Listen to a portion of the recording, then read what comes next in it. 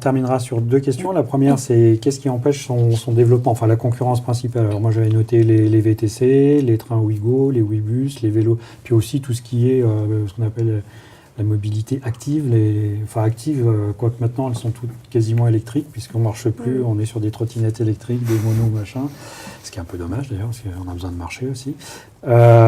C'est quoi dans l'ordre ceux qui vous font le plus de tort? C'est les VTC là. Sur l'autopartage, ils étaient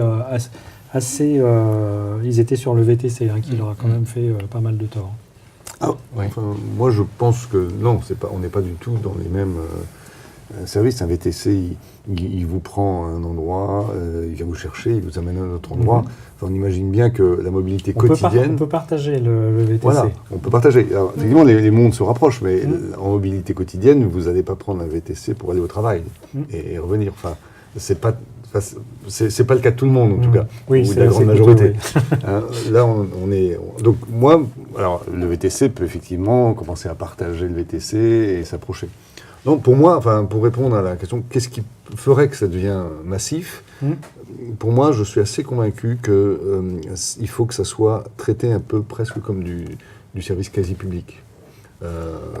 C'est-à-dire qu'il faut impliquer la collectivité ou les pouvoirs publics parce que c'est une chance pour eux, et parce qu'il n'y a pas d'investissement, les voitures sont là, les routes sont là, et que créer une mobilité pour tous, parce que c'est bien l'objet du covoiturage, pour tous et facile, eh bien c'est presque un enjeu public.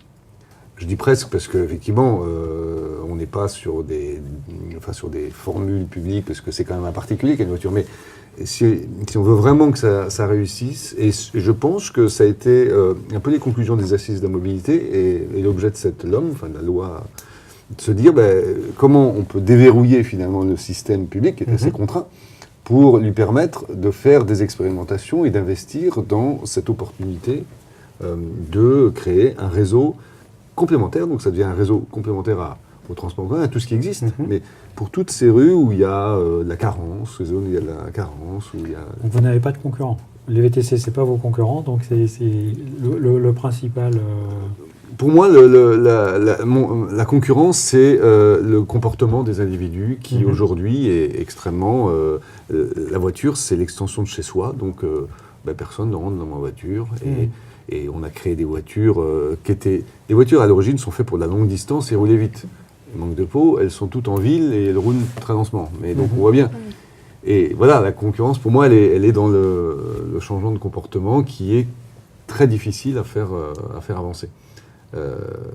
Avec des voitures qui restent... Avec des voitures qui ne sont pas adaptées, finalement. Qui sont souvent sur les parkings, etc. Voilà. Notamment dans les entreprises. Nous aussi, on est complètement d'accord. Il ne s'agit pas d'avoir un concurrent, d'être plus fort qu'un autre, parce que le but final, c'est quand même un réseau de mobilité dynamique. C'est pas d'être plus fort. Quand je disais concurrent, c'est quelqu'un qui a pris une place. Voilà, qui nous prend une place ou autre. Donc, c'est vraiment le réseau de mobilité dynamique, instantané, fiable et surtout efficace qui doit être le but. Et c'est vraiment le mouvement à lancer. Il faut qu'on y participe tous ensemble. Parce que quand on regarde les voies aujourd'hui, il y a à peu près 75% de la voie qui sont occupées par des voitures individuelles ou les VTC. Donc, si on rassemble toutes nos forces ensemble, c'est hallucinant ce qu'on peut réussir en termes de mobilité, d'efficacité, de temps de trajet, d'écologie aussi. Qualité de vie. Donc, qualité de vie. Donc, c'est vraiment un mouvement à lancer tous ensemble pour changer la mentalité et vraiment créer une habitude aussi éco-responsable.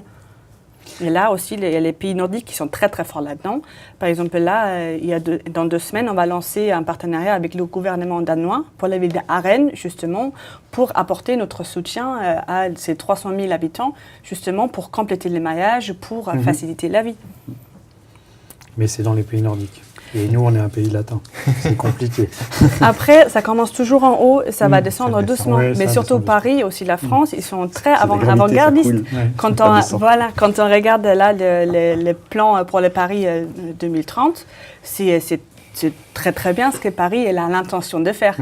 Après, voilà, c'est clair, la mentalité dans les pays nordiques, elle est déjà plus réceptive, entre guillemets. Je suis bien d'accord. Sur plein de points. Qu'est-ce qu'on peut faire pour développer tout ça ? Il faut être présent dans les plans de déplacement des entreprises et des collectivités. Donc ça, vous arrivez à vous à vous intégrer. Il faut passer des partenariats avec maintenant ce qu'on appelle les autorités organisatrices de la mobilité.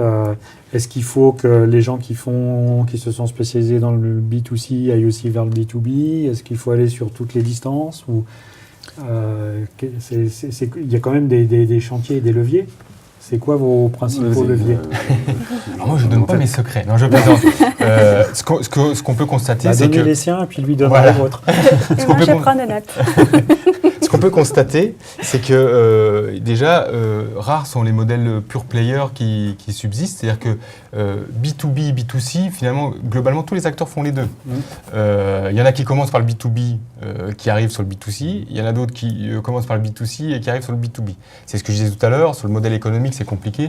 On vient d'expliquer que peut-être qu'un des drames pour les acteurs du covoiturage, c'est de vouloir se partager des miettes et de se battre pour partager des miettes, alors qu'il faut qu'on passe à un cran supérieur et qu'il faut peut-être plutôt essayer de collaborer, de rendre un peu interopérables nos services et puis se battre ensemble pour que ça devienne un service d'intérêt général. Donc si on garde l'intérêt général en perspective et qu'on arrive à travailler sur un accompagnement pour un changement des mentalités, on va tous être gagnants. Parce que vu les grosses masses dont on parle aujourd'hui, avec 80-90% en domicile-travail qui se fait en voiture, des déplacements qui se font en voiture, on voit bien qu'il y a une masse de travail. Donc il faut qu'on travaille sur cette masse globale et non pas qu'on se dise « Tiens, là, on a un petit périmètre, comment on va se battre les uns avec les autres ?» Parce qu'à ce moment-là, on perd de vue l'intérêt général.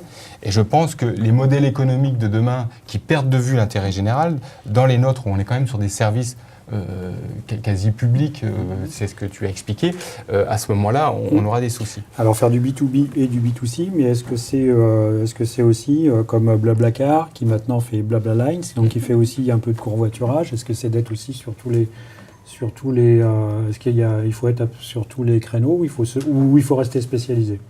Ah oui, je pense que après il y a une question de communauté. Je pense que les gens qui partagent leur véhicule en longue distance sont plus à même à partager en courte distance, parce que on parlait de changement de comportement, donc effectivement ça aide d'avoir des synergies. Mais pour compléter la question précédente, c'est que vous voyez bien que B2C, oui. Ouais, c'est un service basé sur l'offre. C'est-à-dire qu'il faut créer l'offre. Parce que c'est comme le transport public. Il faut créer l'offre. Le bus, il passe même quand il n'y a personne. Oui. Donc, il faut créer l'offre. Et quand vous avez beaucoup d'offres, c'est là où vous changez les comportements. Parce que les gens, les passagers vont dire « Ah ben, là, il y a du service, il est régulier, donc je commence à le prendre. » Pour créer l'offre, c'est créer des incitatifs pour que les automobilistes proposent leur trajet.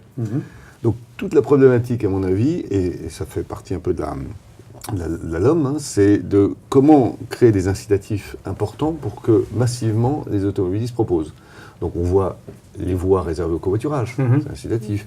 On voit l'argent qui est injecté dans le système. On voit les plans de déplacement entreprise. On va imposer. On voit le remboursement des frais. Enfin, tout ça, c'est des incitatifs pour que les automobilistes proposent. Et si les automobilistes proposent, la demande viendra après. Parce que c'est une souffrance, la mobilité, dans beaucoup de régions. Et dans beaucoup de zones. Donc quand vous souffrez, c'est pas la même en réalité, quand vous souffrez, vous êtes, s'il y a un service qui est à peu près fiable, vous y allez. Le problème, il n'est pas là.